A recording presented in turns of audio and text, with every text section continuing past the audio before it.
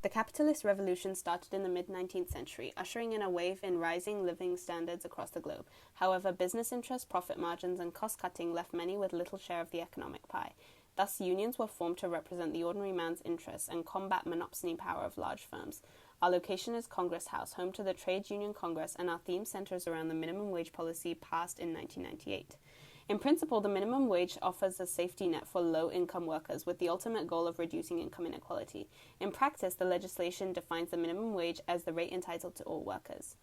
Theoretically, the minimum wage would decrease demand for workers as the wages that employers are expected to pay and hence their cost of production has risen, creating a surplus of workers and increasing unemployment.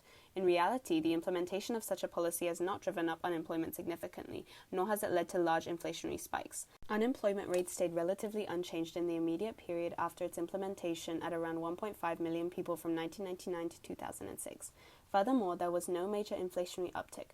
Overall, the policy's introduction raised the wages of over 1 million low-paid workers by 15% overnight, boosting their purchasing power and quality of life.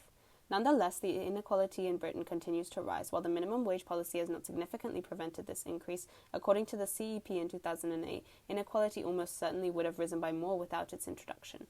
Recently, Chancellor Jeremy Hunt has announced a rise in the UK national living wage to £11 an hour. However, these are real terms cuts where a 5.6% increase in wages pales in comparison to a CPI inflation high of 10.4% in February.